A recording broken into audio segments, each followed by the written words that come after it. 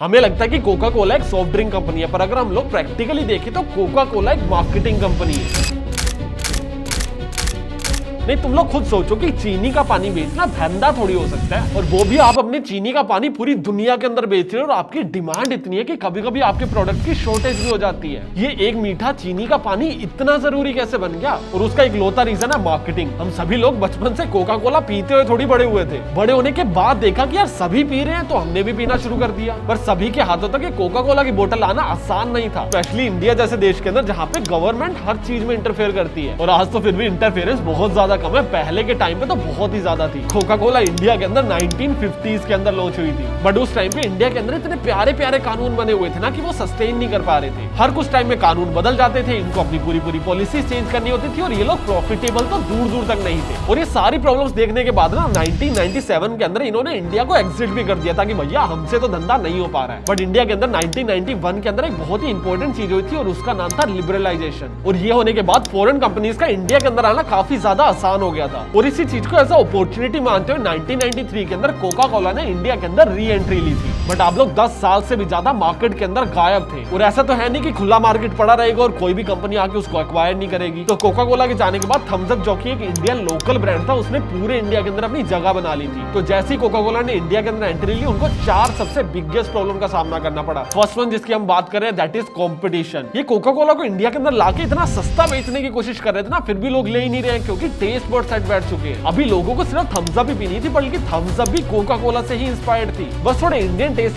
According उसको थोड़ा सा ज्यादा मीठा बना दिया गया था, और उसके अंदर थोड़े बहुत चेंजेस कर दिए गए थे। और उस टाइम पे इंडियन को ओरिजिनल ड्रिंक से ज्यादा कॉफी ड्रिंक पसंद आ रही थी, क्योंकि उनकी जुबान पे बैठ चुकी थी ना, 10 साल से ज्यादा हो चुके थे उसको पीते हुए। तो कोका कोला ने इंडिया में आते ये चीज तो समझ ली थी कि भैया थम्स अप से फाइट लेना पागलपन है। इस देश ने हमें पहले भी लात मार के भगा रखा है, और इनके लोकल प्लेयर से फाइट लेना तो अलग ही वसूली है। तो इन्होंने इंडिया के अंदर आके अपने कॉम्पिटिशन को खरीद ही लिया था। इन्होंने थम्स अप को एक्वायर कर लिया 1993 के अंदर। और किससे खरीदा? पार्ले से। और पार्ले ने कंपनी पता कब बनाई थी? जैसे कोका कोला को भगा दिया गया था 1997 में कोका कोला ने इंडिया को एग्जिट किया, और 1997 में पार्ले ने अपनी खुद की कंपनी खोली। तो टेक्निकली थम्स अप को खरीदने के बाद 1950 से लेके आज तक एक भी ऐसा दिन नहीं है जहां पे कोका कोला की इंडिया के अंदर पकड़ थोड़ी कमजोर हुई हो, क्योंकि 1950 से लेके 1977 तक तो कोका कोला इंडिया के अंदर थे ही। 1977 से लेके 1993 तक थम्स अप इंडिया के ऊपर रूल कर रही थी, जिसको at the end Coca Cola ने एक्वायर कर लिया। और 1993 से लेके आज तक तो कोका कोला इंडिया के अंदर एग्जिस्ट करती है, और बहुत ही अच्छे मार्जिन के साथ प्ले कर रही है। जो उनको सबसे बड़ी दूसरी प्रॉब्लम आई थी ना, वो ये थी कि सिर्फ थम्स अप ही मार्केट एक्वायर करके नहीं बैठी थी। इंडिया के पास ना अपनी रीजनल ड्रिंक्स भी थी, जिन्होंने मार्केट को एक्वायर कर रखा था। जैसे वो नींबू पानी हो गया, ठंडा सोडा हो गया, लस्सी होगी, इन्होंने बहुत बड़े मार्केट को एक्वायर कर रखा था। इंडियंस कोका कोला या फिर कार्बोनेटेड ड्रिंक्स के ऊपर कभी शिफ्ट ही नहीं होना चाहते थे। तो इन्होंने उस टाइप की एडवर्टाइजमेंट बना के लोगों को रिपीट पे दिखाना शुरू किया कि भैया अगर आप बर्गर के साथ कोका कोला लोगे ना तो क्या मजे आएंगे, आप पेप्सी के साथ अगर कोका कोला लोगे ना तो क्या मजे आएंगे। ये ज्यादातर ऐसी एड्स नहीं बनाते कि हमारी कोका कोला अलग से लेके भी अगर हो, ये हमेशा एड बनाते कि जब भी कोई भी फास्ट फूड खा रहे हो ना तो कोका कोला को उसमें ऐड कर लो। अभी तुम खाओ पिज्जा, बर्गर, मोमोज, कुछ भी खाओ, कोका कोला साथ में होनी ही चाहिए। इनकी जो तीसरी one of the biggest problem थी वो थी अफोर्डेबिलिटी। इंडिया का हमेशा से टिकट साइज कम ही रहा। आज की डेट में भी कोका कोला यूएस के अंदर तो बहुत महंगा सामान बेचती है, और इंडिया के अंदर बहुत ही सस्ते में सेल की जाती है। और ऑफ सीजन के अंदर तो इनके 40-40% के ऑफ भी चल रहे होते हैं डीमार्ट जैसी जगहों पे। ये चीजें तभी की जाती है जब लोगों को आपको आदत बनना हो। आप एक प्रीमियम ब्रांड बनने तो आए नहीं थे, आपको हर घर में पहुंचना था, और हर घर आपको अफोर्ड कर पाए, आपको इस चीज का भी ध्यान देना पड़ेगा।